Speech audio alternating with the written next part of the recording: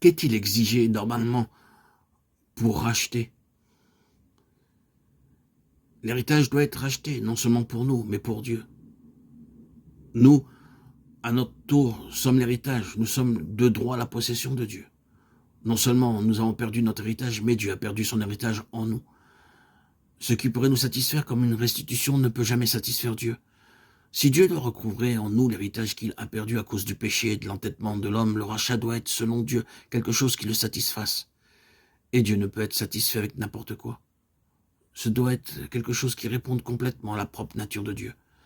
Ainsi, disons tout de suite, vous savez que ce n'est pas par des choses périssables, par de l'argent ou de l'or, que vous avez été racheté de la vaine manière de vivre que vous aviez hérité de vos pères, mais par le sang précieux de Christ, comme d'un agneau sans défaut et sans tache. 1 Pierre 1, 18, 19. Dieu en son Fils vient de l'extérieur comme le parent rédempteur en ce qui concerne la nature humaine. Il a avant tout le droit de rachat, parce qu'il est le premier-né de toute la création, il a la première place.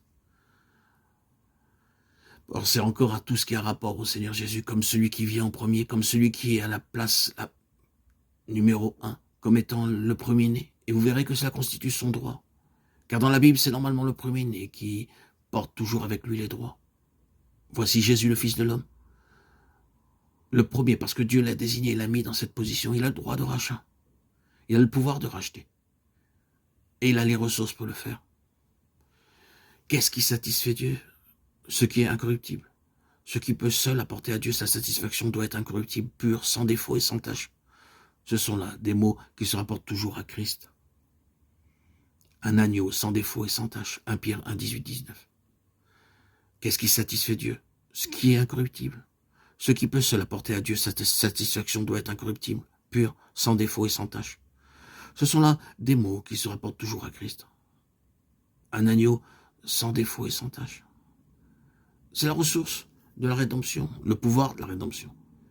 La rédemption signifie recouvrer l'héritage perdu.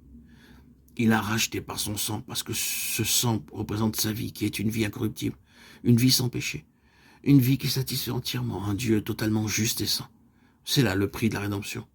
Voir l'humanité du Seigneur Jésus dans son incorruptibilité, c'est voir son pouvoir puissant de racheter.